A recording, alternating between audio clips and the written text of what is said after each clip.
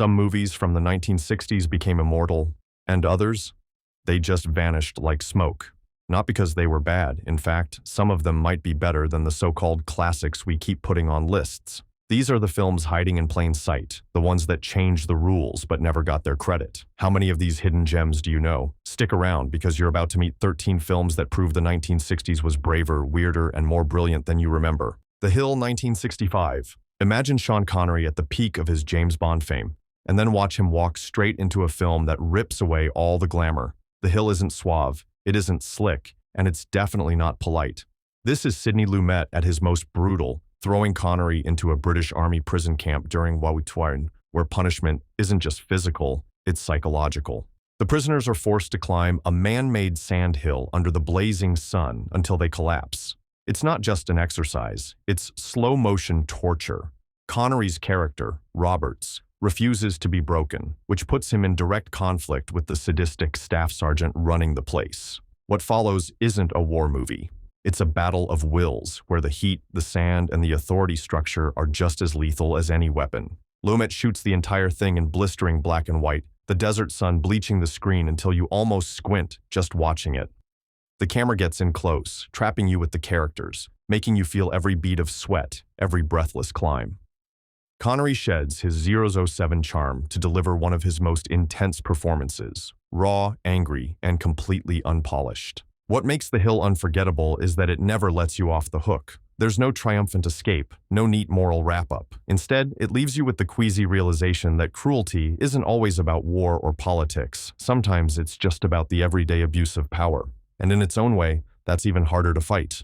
The Pumpkin Eater, 1964. From the outside, Joe Armitage has it all: a charming husband, a big family, and the perfect middle-class life. But peel back the surface and Harold Pinter's script starts cutting like a razor. The Pumpkin Eater isn't loud or flashy. It's a slow, steady dismantling of the idea that comfort equals happiness. Anne Bancroft plays Jo with a quiet fragility that eventually cracks open into raw vulnerability. She's trapped in a marriage to Peter Finch's character Jake, who is affectionate in public but distant in private. Their life looks picture perfect, yet the unspoken tensions start seeping into every conversation, every silence. Bancroft's performance, which won her Best Actress at Cannes, is almost surgical in how it shows a person unraveling while trying to keep smiling. Director Jack Clayton frames the film with a kind of cold elegance. We move between cozy domestic spaces and sudden bursts of emotional chaos, like a storm rolling in without warning. Pinter's dialogue is loaded with pauses and unfinished sentences, where the things not said are louder than the words spoken. You feel the weight of expectations crushing Jo, the quiet judgment from others, and the gnawing emptiness she can't explain. This is the kind of film that lingers, because it's not about a single big event. It's about all the small, invisible pressures that push someone toward the edge. In the 60s, stories like this were rare, especially ones that dared to suggest that the perfect life might be a gilded cage. By the end, The Pumpkin Eater leaves you unsettled, forcing you to question how much of happiness is real and how much is just for show. And in that sense, it's more relevant now than ever. This Sporting Life, 1963. Before sports dramas became slick, crowd-pleasing underdog stories, there was This Sporting Life, and it's anything but comforting. Director Lindsay Anderson drops us into the muddy, bruised, sweat-stained world of rugby in Northern England, where dreams are as rough as the tackles. Richard Harris plays Frank Machine, a minor-turned-professional rugby player, and he's a force of nature. He's brash, impulsive, and ferociously ambitious, but the more success he gets, the more you realize he's chasing something he can't name. Harris's performance is electric, the kind that doesn't just demand attention, it grabs you by the collar and won't let go. Then there's Rachel Roberts as Margaret, his landlady and complicated love interest. Their relationship is the real core of the film, and it's as far from romanticized as you can get. She's grieving, guarded, and unwilling to be swept along by Frank's chaotic energy. Every scene between them feels like a collision, passion 1 minute, emotional wreckage the next. Anderson shoots the industrial city like it's another character, the smokestacks, the narrow streets, the cramped terraces all pressing in on the people who live there. The rugby matches aren't glossy montages. They're violent, exhausting battles where you can practically smell the mud and blood. What makes This Sporting Life unforgettable is its honesty. There's no fairy tale win, no neat resolution. Frank might get what he thought he wanted, but it doesn't fill the hole inside him. It's a story about working class grit, ambition, and the price of refusing to compromise, and it leaves you with the uneasy feeling that victory isn't always the end of the fight. The Incident, 1967. Two young men step onto a late-night New York subway car. At first, they're just another pair of riders, but as the train rattles along, they start talking, then taunting, then terrorizing everyone on board. That's The Incident in its entirety, one claustrophobic, nerve-shredding ride you can't get off. This is Martin Sheen's film debut, and he's instantly magnetic in the worst way. His character is all smirks and sharp edges, a predator who doesn't need weapons to make people crumble. Tony Musante, as his equally dangerous partner, plays the more explosive half of the duo, but together they're a study in casual cruelty. The brilliance of The Incident is how it turns the subway car into a pressure cooker. Every passenger is a different type, a soldier, a couple on a date, a drunk, an elderly man, and the script uses them to explore how ordinary people react when pushed to their limits. Some fight back, most just freeze. Director Larry Pierce shoots it with documentary-like immediacy. The camera is right there in the aisle, close enough to feel the passenger's breath, the metal shuddering under their feet. You start counting the stops, willing the train to reach safety, but deep down, it's not going to be that simple. When the film finally ends, it's not relief you feel, but recognition.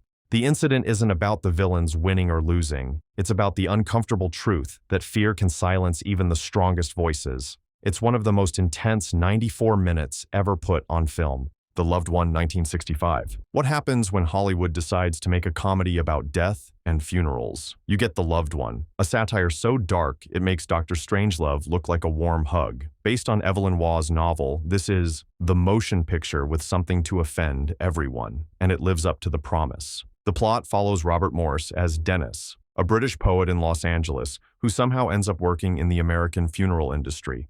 And not just any funeral home. This is a surreal Disneyland-like mortuary where grief is packaged, marketed, and sold like a luxury product. Jonathan Winters pulls double duty in two different roles, including the larger-than-life owner of the funeral empire, while Rod Steiger delivers one of the strangest performances of the decade as a makeup artist who treats the dead like his personal art gallery. The humor is macabre, outrageous, and completely fearless. Director Tony Richardson stages it like a dream where everything's just a little too clean, too bright, too rehearsed. And underneath the absurdity is a sharp jab at American consumer culture, the idea that even in death, there's a sales pitch. It's easy to see why The Loved One slipped into obscurity.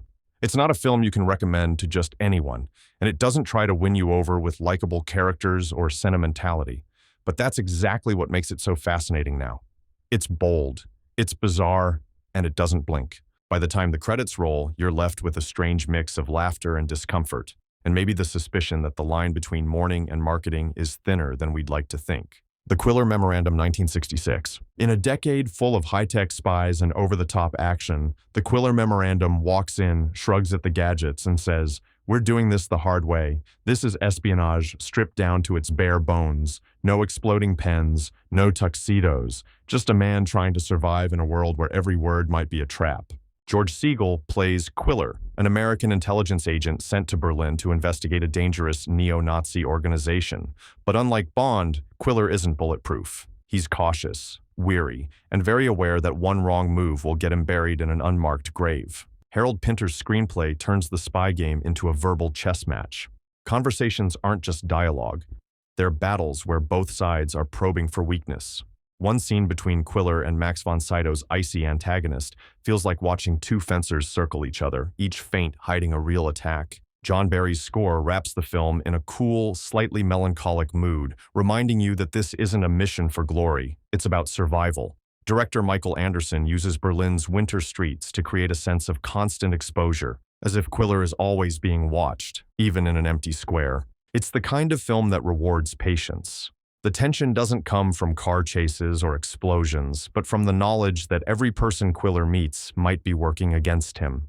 By the time the final exchange happens, you realize this isn't about who wins, it's about who's still standing when the game ends. For anyone tired of flashy spy spectacles, the Quiller Memorandum is a reminder that the most dangerous weapon in espionage might just be silence. The Pawnbroker, 1964. The Pawnbroker doesn't ease you in, it hits you in the chest and doesn't let up. Sidney Lumet's gritty drama follows Sol Nazerman, a Holocaust survivor running a pawn shop in Harlem, played with staggering intensity by Rod Steiger. Sol isn't looking for redemption. He's shut himself off from the world, building emotional walls so high that nothing can get in. But through flashbacks, we see the horrors he endured, and suddenly his coldness becomes something else, a shield against unbearable memories. Lumet uses abrupt, fragmented cuts to drop us into Sol's past without warning, mimicking the way trauma intrudes without invitation. The pawn shop itself becomes a kind of stage, with a steady stream of customers bringing their desperation through the door. Each transaction is a tiny story, and each one chips away at Sol, whether he admits it or not. Steiger's performance is monumental, not because it's loud, but because it's controlled. He communicates more with a glance or a pause than most actors do with an entire speech. It's a portrayal of grief and survival that's painfully human and completely unsentimental. In 1964, mainstream American films rarely dealt with the Holocaust in such a direct, unflinching way. That alone makes The Pawnbroker historically significant. But what keeps it powerful today is how deeply it understands loss, and how it shows that sometimes living with your memories is harder than any punishment. The Shooting 1966. If you think you know the Western, The Shooting is here to knock that confidence sideways. Monte Hellman's minimalist masterpiece takes the familiar desert landscape and turns it into something strange, almost alien. Warren Oates plays a former bounty hunter hired for a mysterious job to track someone across an unforgiving desert. Jack Nicholson, in one of his earliest roles, is along for the ride, playing a hired gun whose loyalty is questionable. The group is led by a woman, played by Millie Perkins, whose true motives remain hidden until the very end. Here's the thing. The journey matters more than the destination. Dialogue is sparse, and Hellman uses silence the way other directors use music. The desert itself becomes a character, vast, empty, and oppressive. Every mile brings more tension, and the sense that something terrible is just over the next ridge. It's a Western without big saloon showdowns or rousing speeches. Instead, it's about paranoia, mistrust, and the quiet dread of realizing you don't really know who you're riding with. When the ending finally arrives, it's abrupt, haunting, and completely unforgettable. At just 82 minutes, The Shooting wastes nothing. Every glance, every step in the dust means something, even if you can't put it into words. It's the kind of film you watch once, then think about for days, wondering if you actually understood what happened, or if you were just meant to feel the uncertainty. The Night of the Iguana, 1964. If you want a masterclass in controlled chaos, The Night of the Iguana is it. John Huston adapts Tennessee Williams's play into a sweltering, pressure cooker drama set in a crumbling Mexican seaside resort. Richard Burton plays Reverend T. Lawrence Shannon, a defrocked priest turned tour guide, barely holding himself together while leading a busload of church ladies through the heat. When he strands them at Ava Gardner's rundown hotel, the story turns into a storm of clashing personalities. Gardner's Maxine is earthy, sharp-tongued, and fully in charge of her little corner of paradise. Then Deborah Kerr arrives as Hannah, a serene but haunted artist traveling with her elderly poet grandfather. The three form a tense triangle, each one needing something they can't quite admit. The iguana in the title, tied up under the veranda, waiting to be cooked. It's not subtle, a metaphor for every character who feels trapped, struggling to break free before it's too late. Huston leans into the sweat, the wind, the sense of impending storm. You can almost feel the salt air sticking to your skin. Burton, coming off Shakespeare and Cleopatra, is magnetic here, all frayed nerves and desperate charm. Gardner delivers one of her finest late-career performances, earthy and vulnerable at the same time, and Kerr's calmness becomes its own form of power. What makes The Night of the Iguana unforgettable isn't just the performances, it's how it shows people teetering on the edge of collapse, still trying to reach for connection. It's humid, volatile, and alive, in a way most stage adaptations never achieve. Charlie 1968. Before character transformation became a cliché, Charlie took the idea and gave it a heartbreaking twist. Based on the short story Flowers for Algernon, it follows Charlie Gordon, a man with an intellectual disability who undergoes an experimental procedure to dramatically increase his intelligence. Cliff Robertson throws himself into the role, shifting from wide-eyed innocence to articulate brilliance with a performance so convincing it won him an Oscar. But the real weight of the film comes from knowing, almost from the start, that this gift is temporary. The joy of learning, the thrill of discovery, and the first taste of independence are all shadowed by the ticking clock.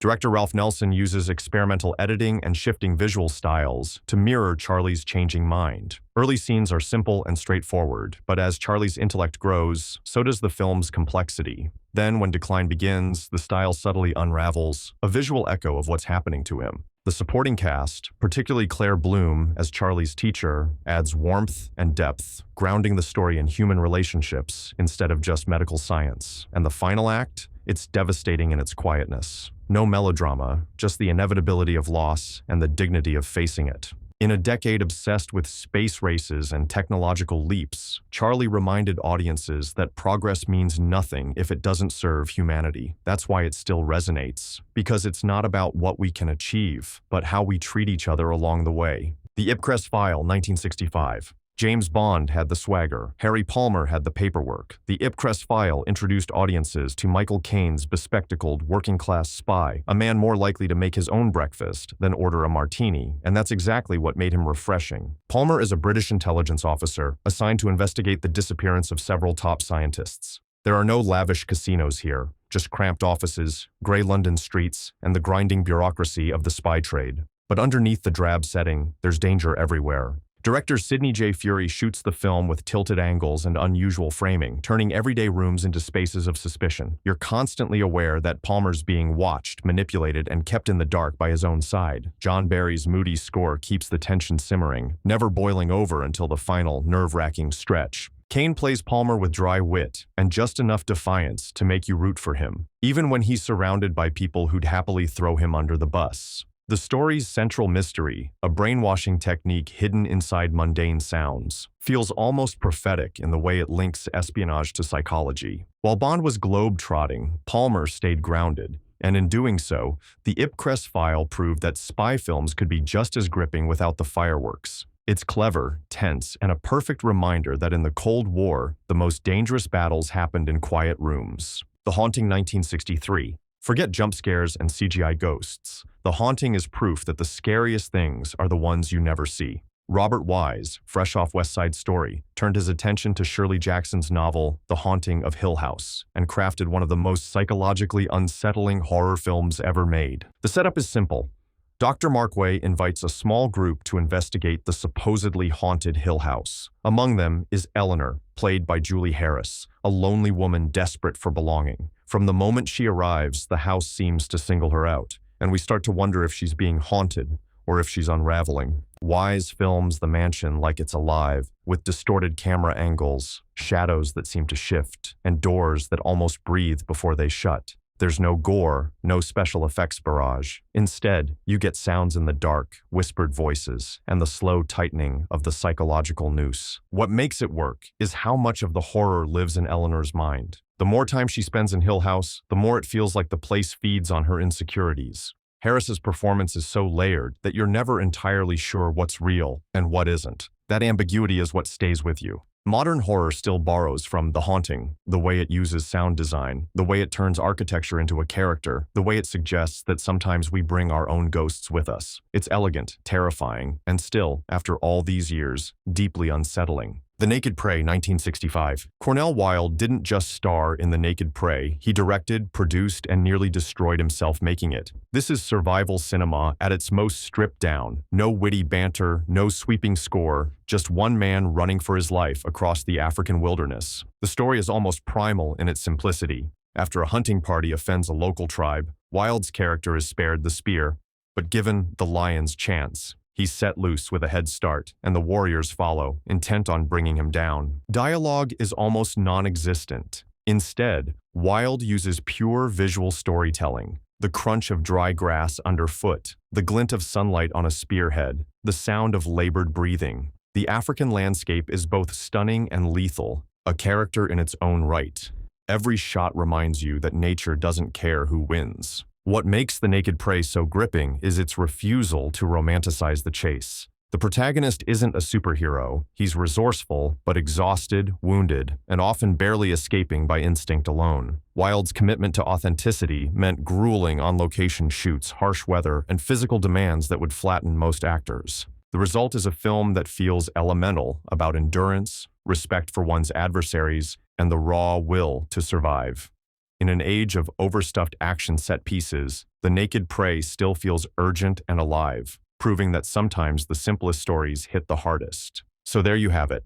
13 films from the 1960s that aren't just worth remembering, they demand to be rediscovered. These aren't museum pieces. They're alive, dangerous, and still capable of surprising you. The 60s was an era that took risks, and these movies are proof of what happens when filmmakers refuse to play it safe.